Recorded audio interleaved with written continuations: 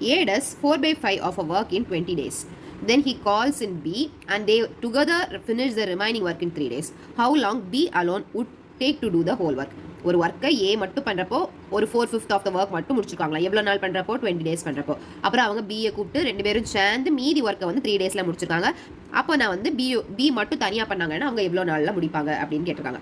இப்போ என்ன கொடுத்துருக்காங்க, 4/5 ஒர்க்கை வந்து ஏ எவ்வளோ டேஸில் முடிக்கிறாங்க, 20 டேஸில் முடிக்கிறாங்க. அப்போ 1 ஒர்க்கை முடிக்கிறதுக்கு ஏ எத்தனை டேஸ் எடுத்திருப்பாங்க, 20 × 5/4.